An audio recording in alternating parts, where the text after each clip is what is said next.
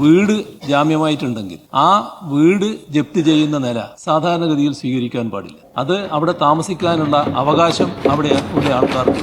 മുഖ്യമന്ത്രി പിണറായി വിജയന്റെ നിയമസഭയിൽ നടത്തിയ ഒരു വീഡിയോ ആണ് ഇപ്പോൾ സഹാക്കളൊക്കെ ഇങ്ങനെ വൈറലാക്കിക്കൊണ്ടിരിക്കുന്നത്. കേൾക്കുമ്പോൾ നമുക്കും ഒരു സന്തോഷമൊക്കെ തോന്നും. അതായത് ഇനി വീടാണ് ഈട് വയ്ക്കുന്നതെങ്കിൽ അത് ജപ്തി ചെയ്യരുത്. സത്യത്തിൽ എനിക്ക് ആദ്യം കേട്ടപ്പോൾ സന്തോഷം തോന്നി. ഇങ്ങനെയൊക്കെ സർക്കാരിന് പറയാൻ കഴിയുന്നുണ്ടല്ലോ, തിരഞ്ഞെടുപ്പിന് മാസങ്ങളല്ലേ ഉള്ളൂ, അപ്പം അതിന് മുൻപേ ഇങ്ങനെ ഒരു തീരുമാനം എടുക്കാൻ കഴിഞ്ഞല്ലോ എന്നുള്ളത് വലിയ സന്തോഷകരമായി തോന്നി. അപ്പം ഞാൻ വന്നത് പാർത്ഥനോട് പറഞ്ഞു, പാർത്ഥ പുതിയൊരു ഇതൊക്കെ പിണറായി വിജയൻ സഖാവ് പറയുന്നുണ്ട്, നമുക്കത് ന്യൂസാക്കി എടുക്കാം, ആളുകൾക്ക് കുറച്ചുകൂടി സന്തോഷമാവട്ടെ എന്ന്. അപ്പോഴാണ് പാർത്ഥൻ പറയുന്നത് അതിങ്ങനെയല്ല, അത് പറയുന്നതൊക്കെ ഓക്കെ, പക്ഷെ അതിൻ്റെ പിന്നിൽ ഇങ്ങനെ ഒരു വലിയ തിരിച്ചടി നമുക്ക് കിട്ടാൻ സാധ്യതയുണ്ട് എന്നുള്ളത്. സത്യത്തിൽ അപ്പോഴാണ് ഞാൻ പോലും ചിന്തിച്ചത്, ശരിയാണല്ലോ, സാധാരണക്കാരൻ്റെ ആ ലോൺ എടുക്കാൻ എന്നുള്ള, വീട് വെച്ച് ലോൺ എടുക്കാം എന്നുള്ള മോഹവും കൂടി പിണറായി സർക്കാർ അസ്തമിപ്പിച്ചിരിക്കുന്നു എന്നുള്ളതാണ്. എന്തിനാണ് സഖാക്കളെ നിങ്ങൾ ഈ നന്മ ചെയ്ത് ഇങ്ങനെ ഞങ്ങൾക്ക് പണി തരുന്നത് എന്നുള്ളതാണ്. എന്താണ് അതിലെ കൃത്യമായ ഒരു വിശകലനം, എങ്ങനെയാണ് നമുക്കത് പ്രേക്ഷകരെ മനസ്സിലാക്കി കൊടുക്കേണ്ടത്? യഥാർത്ഥത്തിൽ ജപ്തി എന്ന് പറയുന്നത് ഓരോ ആളുകളുടെയും ഏറ്റവും വലിയ പ്രശ്നം തന്നെയാണ് ജപ്തി. നമ്മൾ വീട് ജപ്തി ചെയ്യാൻ പോകുന്ന സമയത്ത് മണ്ണെണ്ണ ഒഴിച്ച് ആത്മഹത്യ ചെയ്യാൻ ശ്രമിക്കുന്നവരും ആത്മഹത്യ ചെയ്തവരും പരിക്ക് പറ്റിയവരും ഉൾപ്പെടെയുണ്ട്. ഒരു ദയാദാക്ഷിണ്യവുമില്ലാതെ ബാങ്കുകാർ വീട്ടിൽ നിന്ന് ആളുകളെ ഇറക്കി വിടുന്ന ഒരു കാര്യം നമ്മൾ കണ്ടിട്ടുമുണ്ട്. പല തരത്തിലുള്ള ബുദ്ധിമുട്ടുകൾ അതുകൊണ്ട് ഉണ്ടാവുന്നതും നമ്മൾ കണ്ടിട്ടുണ്ട്. പക്ഷേ ഇവിടെ പിണറായി വിജയൻ്റെ ഗവൺമെൻറ് പറഞ്ഞത്, നമ്മുടെ സംസ്ഥാന സർക്കാർ, പിണറായി വിജയൻ്റെ ഗവൺമെൻറ് നമ്മുടെ ഗവൺമെൻറ്റാണ്. നമ്മുടെ ഗവൺമെൻറ് പറഞ്ഞത് എന്താണ്, ഇനി മുതൽ ഈ പറയുന്ന നമ്മൾ ഏതെങ്കിലും തരത്തിൽ പണയം ജപ്തിയൊക്കെ വെക്കുകയാണെങ്കിൽ അതിന് ഈട് നൽകുന്നത് നമ്മുടെ വീടാണെങ്കിൽ അതൊരു തരത്തിലും ജപ്തി ചെയ്യാൻ പാടില്ല എന്നുള്ള നിയമമാണ് സംസ്ഥാന നിയമസഭ. അത് ആദ്യം ബില്ല് അവതരിപ്പിച്ചു, പിന്നീട് ആ ബില്ല് പാസ്സാക്കി. അപ്പോൾ അതാദ്യം മുതലേ ചർച്ചയിലുണ്ടായിരുന്നു. ഏറ്റവും നല്ല കാര്യം ഇതാണ് ഗവൺമെൻറ് എന്ന് പറഞ്ഞുകൊണ്ട് സഖാക്കളൊക്കെ വലിയ രീതിയിൽ ഈ പറയുന്ന പോലെ വാട്സപ്പ് സ്റ്റാറ്റസും FB പിന്നെ ഈ സ്റ്റാറ്റസും കാര്യങ്ങളും സോഷ്യൽ മീഡിയയിലൊക്കെ വളരെ നിറഞ്ഞു ഇത് മാത്രമേ ഉള്ളൂ എന്നുള്ളതാണ് യാഥാർത്ഥ്യം.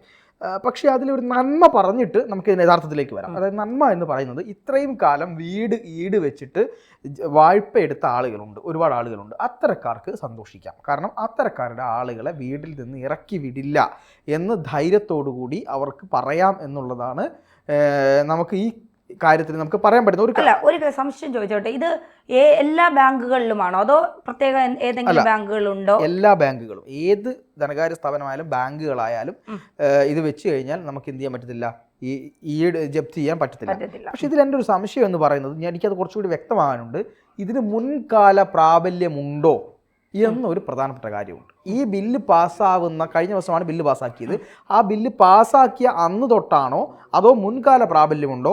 ഇനി മുൻകാല പ്രാബല്യമുണ്ടെങ്കിൽ എത്ര വർഷം മുമ്പ് വരെയുള്ള പ്രാബല്യമുണ്ട് എന്നുള്ളത് കൂടി നമ്മൾ നോക്കണം. നമ്മളൊരു വീട് വെച്ച് ലോൺ എടുക്കുകയാണെങ്കിൽ ജപ്തിയിലേക്ക് എത്തണമെങ്കിൽ മിനിമം 5 വർഷം, ഏറ്റവും മിനിമം 5 വർഷം കഴിയണം. കൂടുകയാണെങ്കിൽ അത് 10, 15, 20 വർഷം കഴിഞ്ഞിട്ട് വരെ ജപ്തി ചെയ്യപ്പെടാം എന്നാണ് പറയുന്നത്. മാക്സിമം അവർ ക്ഷമിക്കും.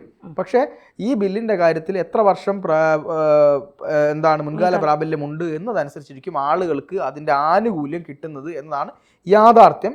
എന്തായാലും കുറച്ച് ആളുകൾക്കെങ്കിലും അതിൻ്റെ ആനുകൂല്യം കിട്ടുമെന്നുള്ളത് നല്ല കാര്യമാണ്. അതിന് നമുക്ക് ഗവൺമെൻറ്റിനെ അഭിനന്ദിക്കാം. ഇനി ഇതിൻ്റെ രണ്ടാമത്തെ വശം, ഈ സഖാക്കളൊക്കെ തള്ളിമറിക്കുന്നത് പോലെയുള്ള കാര്യങ്ങളുണ്ടോ എന്ന് ചോദിച്ചാൽ, ധന്യയ്ക്ക് ഇനി നാളെ ഒരു ആവശ്യത്തിന് വേണ്ടി ധന്യയുടെ വീട് വെച്ചിട്ട്, ഇപ്പം 5 സെൻറ്റ് സ്ഥലമുണ്ട്, അവിടെ വീടുണ്ട്, നല്ല ഒരു, എനിക്ക് തോന്നുന്നു ഒരു 2000 സ്ക്വയർ ഫീറ്റിൻ്റെ വീടാണ്. ആ വീട് വെച്ചിട്ട് ഒരു വായ്പ എടുക്കണം. ധന്യ ഒരു പൊതുമേഖലാ ബാങ്കിനെയോ അല്ലെങ്കിൽ ഒരു സ്വകാര്യ ബാങ്കിനെയോ ഒരു സഹകരണ ബാങ്കിനെയോ, ഇനി എന്തിന് സഹകരണ ബാങ്ക് എന്ന് പറയുന്നത് CPM ഭരിക്കുന്ന ബാങ്കുകളാണല്ലോ സഹകരണ ബാങ്കുകൾ, ഈ സഹകരണ ബാങ്കുകളെയോ സമീപിച്ചാൽ പോലും ഈ സഹകരണ ബാങ്കുകൾ ഒന്ന് ചവിട്ടിപ്പിടിക്കും. കാരണം പല ന്യായീകരണങ്ങൾ പറഞ്ഞുകൊണ്ട് വീട് പറ്റില്ല, വീടിന് ഞങ്ങൾ നോക്കട്ടെ എന്നൊക്കെ പറഞ്ഞ് നീട്ടി കൊണ്ടുപോകുന്ന രീതിയിലേക്ക് ബാങ്കുകൾ പോകും എന്നുള്ള കാര്യത്തിൽ യാതൊരു സംശയവുമില്ല. കിട്ടേണ്ട ലോൺ എന്ന് പറയുന്ന തുക കിട്ടേണ്ട ആളുകൾക്ക് പെട്ടെന്ന് കിട്ടേണ്ട രീതിയിലേക്ക് കിട്ടില്ല എന്നുള്ളത് യാഥാർത്ഥ്യമാണ്. ഇനി അതിലപ്പുറത്തേക്ക് അല്ല, ഇതാണ് പ്രശ്നം. കാരണം എന്ന് വെച്ചാൽ ഈ ബാങ്ക് എന്താണ് ചിന്തിക്കുന്നത്, ബാങ്ക് ചിന്തിക്കുന്നത് ഇനി അഥവാ ഈ ലോണ് തിരിച്ചടയ്ക്കാൻ പറ്റിയില്ലെങ്കിൽ വീട് ജപ്തി ചെയ്യാം എന്നുള്ളതാണല്ലോ ബാങ്കിന്റെ ഏക ആശ്വാസം. പ്രോപ്പർട്ടി പിന്നെ തിരിച്ചു പിടിക്കുക, റിട്രീവ് ചെയ്യുക എന്നുള്ളതാണല്ലോ പിന്നെ ബാങ്കിന്റെ ആശ്വാസം എന്ന് പറയുന്നത്.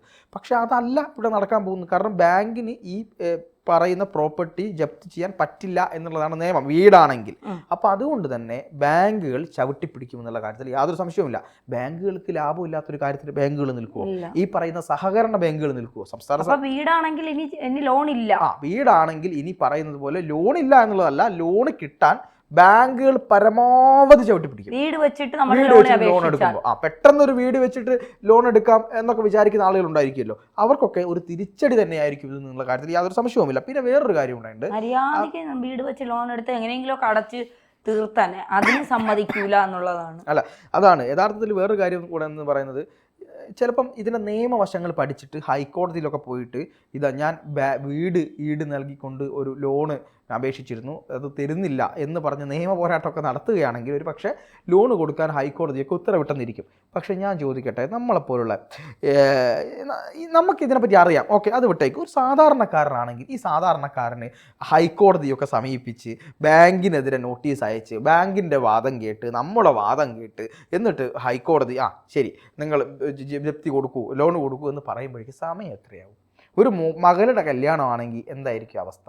അതിന് സംസ്ഥാന സർക്കാർ എന്തെങ്കിലും പ്രിക്കോഷൻ എടുത്തിട്ടുണ്ടോ എന്നുള്ളതാണ് ചോദ്യം.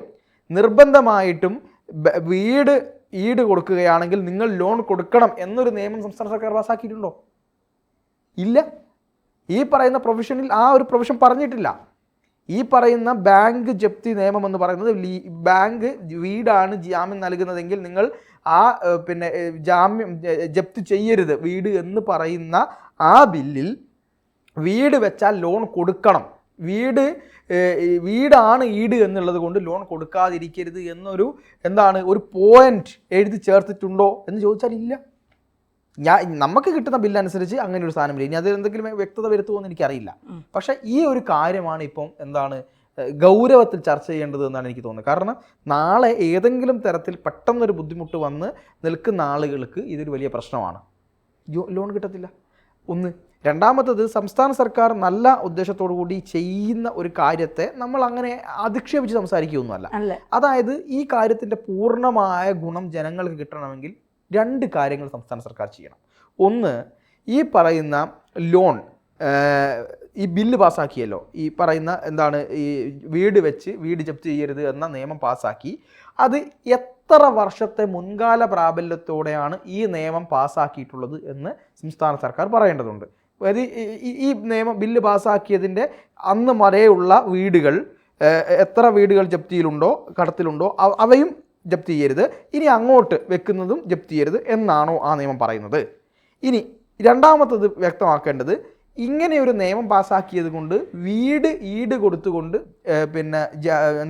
നമുക്ക് ലോൺ കിട്ടാതിരിക്കാൻ ബാങ്കുകൾ ശ്രമിച്ചാൽ അത് തടയണം, അല്ലെങ്കിൽ അതിനെ എതിർക്കുന്ന ഏതെങ്കിലും തരത്തിലുള്ള ഒരു റൂൾ അതിൽ എഴുതി ചേർത്തിട്ടുണ്ടോ?